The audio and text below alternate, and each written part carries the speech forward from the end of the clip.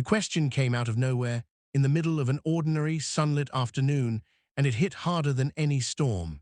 A tired-looking woman with trembling hands stood in front of a single father pushing a stroller, her eyes filled with a kind of desperation that couldn't be rehearsed. She didn't look dramatic or manipulative. She looked defeated. And when she asked if he could pretend to be her date for just one day, the weight of her words lingered in the air like something fragile that could shatter at any second.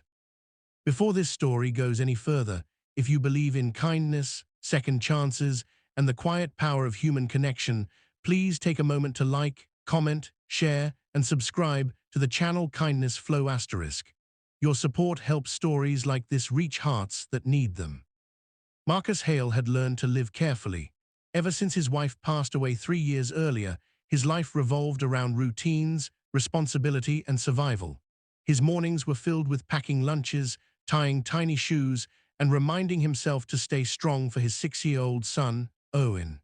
Grief had carved deep lines into his life, but daylight kept moving, and so did he. That afternoon, he had taken Owen to the community center playground, where laughter mixed with the warm breeze and the sound of children running free.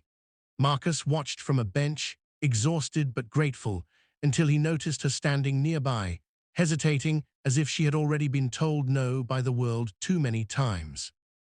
Her name was Sophia Morno, though Marcus didn't know it then. All he saw was a woman in her early 30s, dressed neatly but worn down by invisible battles. Her shoulders were tense, her smile uncertain, and her eyes carried the heaviness of someone who had been fighting alone for far too long.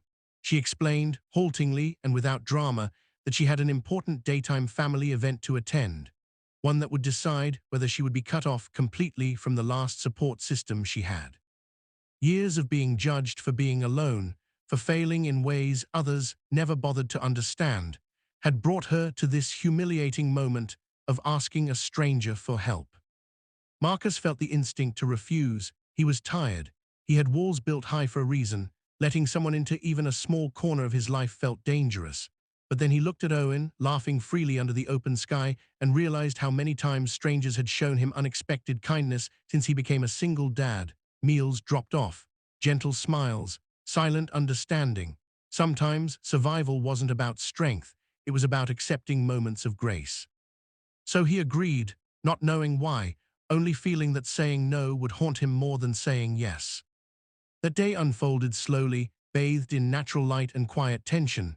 Marcus and Sophia walked side by side through a family gathering that buzzed with judgment disguised as politeness. People watched closely, searching for cracks, for proof that she didn't belong. Marcus played his part gently, not with grand gestures, but with small, steady acts of presence. He listened. He stood close when the weight became too much. He spoke kindly of her resilience, of her work, of her worth, without exaggeration or pity. And somehow, in pretending, something real began to surface. Sophia hadn't felt safe in years, not emotionally, not socially, but standing next to Marcus, feeling seen without being inspected, something inside her loosened.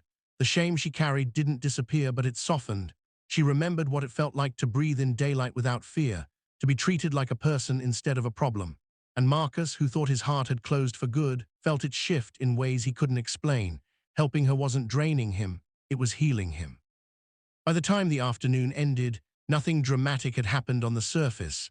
No grand announcements, no sudden miracles, but the people who had doubted Sophia saw her differently.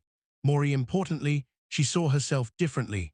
And Marcus walked away knowing that one small act of kindness had quietly rewritten 2 broken stories.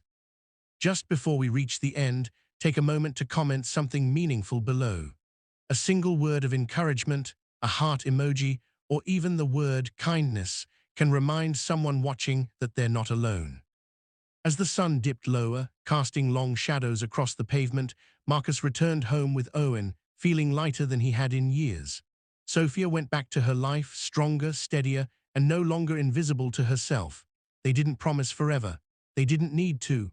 What mattered was that for one honest day, 2 strangers chose compassion over fear, and it changed them both. If this story touched your heart, please like, comment, and share it. Your engagement keeps stories of hope alive, and somewhere, someone may need this reminder today more than you know.